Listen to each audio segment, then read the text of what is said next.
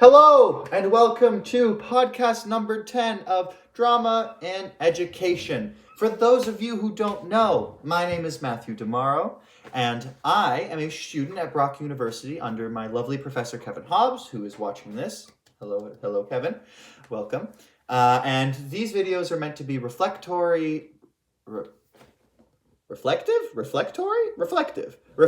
logs about what we talked about in class that day and why it's important. Now, today we spent a lot of time talking about an assignment that we're doing at the end of the year, which has to do with how we develop a lesson plan. And I wanted to talk a little bit about curriculum. And the thing that really stuck out with me today was how curriculum can be so misused for how teachers can misuse curriculum so easily. Today in class, I brought up the fact that I really thought that my group and I should focus on reflection and reflectory pieces, especially when talking about English, because in English, we're often told to reflect upon the piece, but not truly reflect upon why the piece was meaningful to us or why we chose that piece. And I brought this up with Kevin, my professor, and basically Kevin said to look at the curriculum.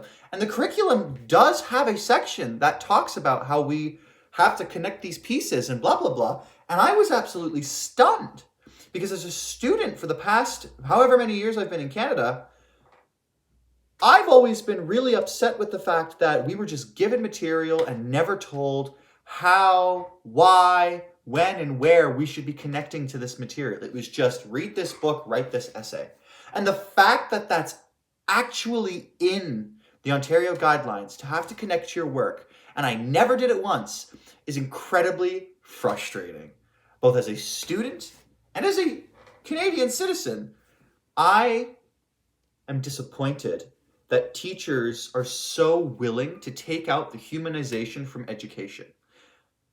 To me, education is an opportunity for people from different age groups to come together, try to break through racial, sexual, religious barriers, break through ignorance, and come together as a classroom to be able to learn about culture, history, language, mathematics, science. You know, the main things that are supposed to make up who we are and what we do. Instead, I spent my high school years writing essays that meant nothing to me. So, this isn't just a rant, I promise, guys. How is it that teachers can take these guidelines and turn it into that mindless drone work? And I was talking with my group about it, and it's perspective. And I know that we've talked about perspective before in my podcasts, but I really think that it comes into play. A teacher will put in as much work as they feel they need to. And I don't mean as much work as in having an incredibly detailed lesson plan where every second of the day is planned out. In fact, that's actually quite dangerous, because if you're creating a lesson plan that is planned out to a T, you are leaving no room for adaptation or growth. What if your students that day find a lot more interest in another subject and ask you to derive more into that subject? If I'm one of these teachers, I would say, no, we must stick to the schedule. But you've just removed the opportunity for those students to get to learn more about a subject that they were either intrigued in, were connecting to, found purpose and meaning in, and to just stop that to move on to another subject, I feel is incredibly inappropriate, because we're supposed to be, yes, teaching kids a wide variety of things, but why not spend extra time in the areas and subjects that they're fascinated in? Why? You can still provide a base amount of all knowledge and still, like Kevin does with us every single week, give room for extra devising, give room for extra conversation, give room for the students to be able to cooperate with one another. And that's an entirely different subject. Inside the guidelines, I saw no reference to cooperation and teamwork. Now, I only read the English section, so I'm not sure what it would be for other classes, but it mostly referenced self and independent work, but I feel that in English, it's important, yes, that we are able to write our opinions, but it's also important that we are able to speak our opinions to each other, develop conversation skills, be able to develop an argument, be able to develop a thesis in conversation. I think that the curriculum we were reading specified so much on written work that it missed a good chunk of what it means to be an oral speaker. But perspective means that you can go to these guidelines and say, well, how can I make this a certain way?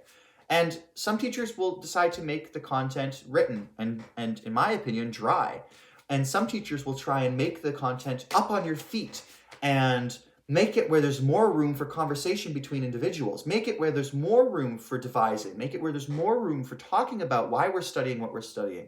And I think that that process, at least personally, sticks in my head so much more and I just respect the instructor more. And I'm not sure if that's okay or not, because people learn in different ways. People also teach in different ways, and that's okay. But I find that I'm able to connect with and respect an instructor who's up on their feet with their students, a part of the conversation, a part of it, and leaning away from the curriculum a little bit more because it feels more personal, and I learn through personality.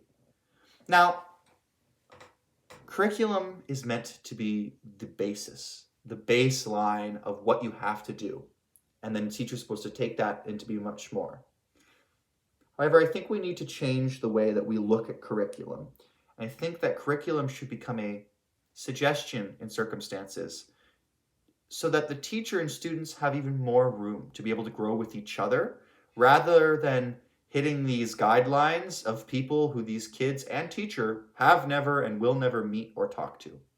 That's just my personal opinion. And I think that that's where I'm going to leave it today, because these were the main topics that were really sticking out to me. I'd really love to know your thoughts on what I'm talking about. I really loved reading all of your guys' thoughts on my last podcast. You guys brought some really amazing insight into it, and I really appreciate it. If you have any questions or comments, leave them in the section.